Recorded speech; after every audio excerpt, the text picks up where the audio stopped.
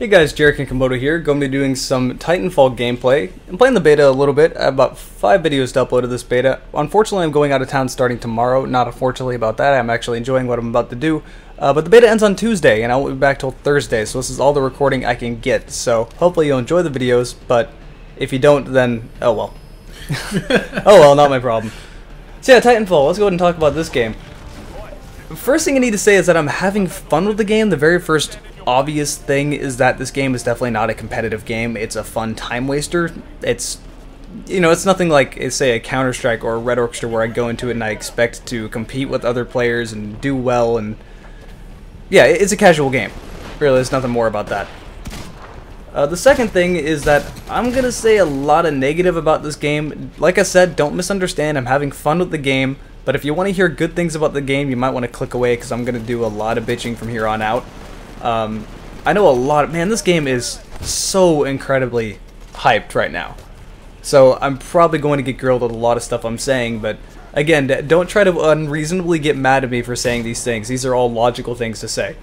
So let's go ahead and start with the tech side of this game, because a lot of interesting things tech-wise are happening. The first thing, I heard this like a month or so ago.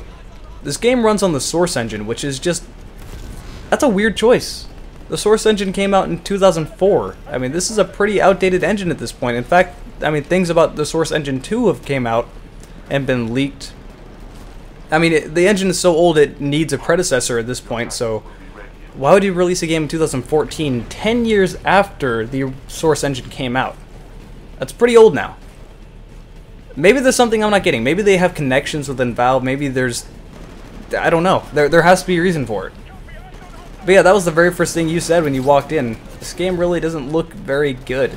Yeah, I couldn't help but notice that, and I really don't know how to feel when I can say that Call of Duty Ghosts probably looks better than this game.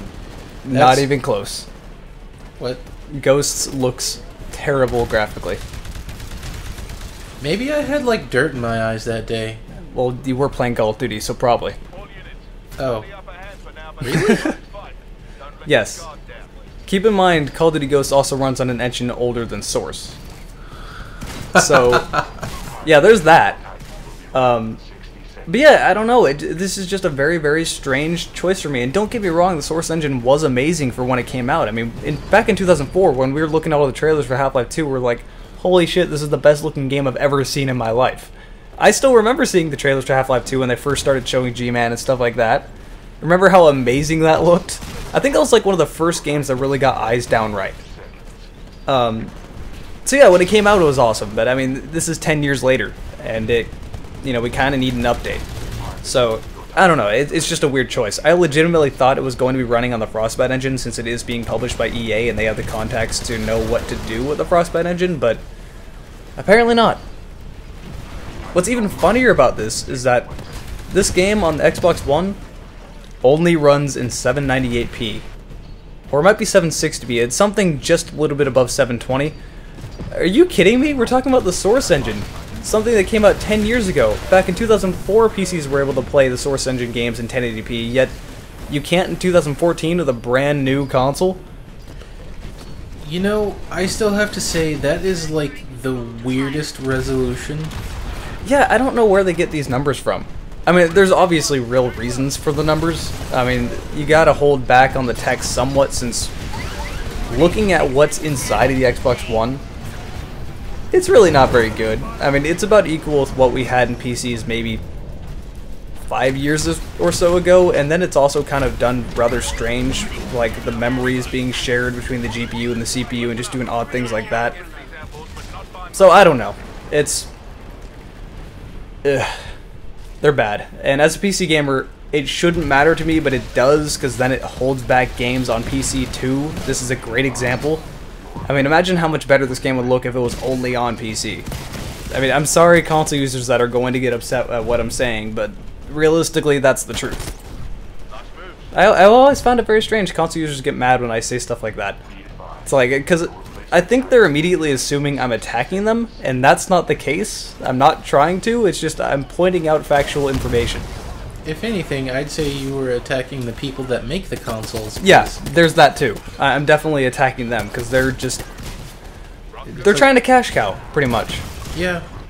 Like, I don't understand how, like, the Xbox 360 and the PS3, as not great as they were when they came out, went for how many years?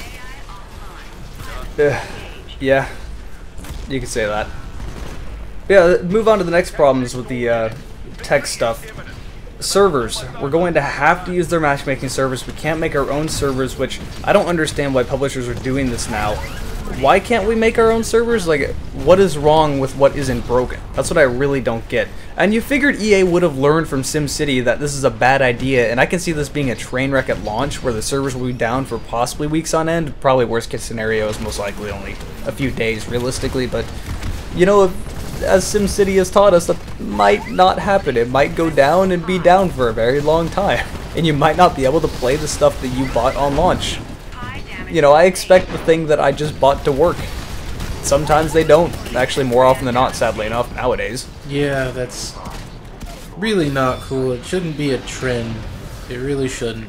Well, it's because people are accepting it, and they're fine with it. And, you know, they keep reordering games, and the games don't work, and then they do it again. So, there's that.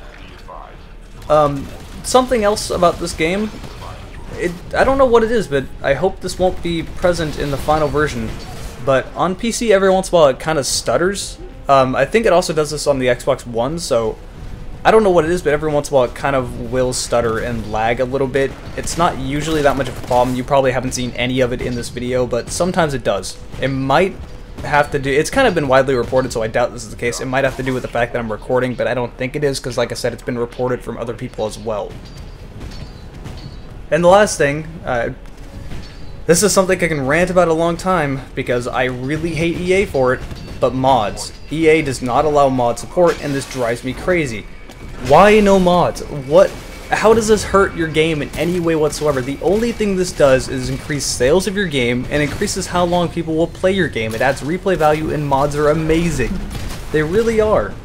I mean, a few great examples of games that wouldn't exist without mods: Killing Floor, Red Orchestra, Team Fortress, I just said Red Orchestra twice, Counter-Strike. I mean, these games started as mods. They would not exist if mods weren't a thing. So, I mean, mods are amazing. I love mods. And then there are these other games that just aren't playable without mods, like Skyrim and Doom 3. You always make that argument. Well, it's true, though, because how much better is Doom 3 without the duct tape mod?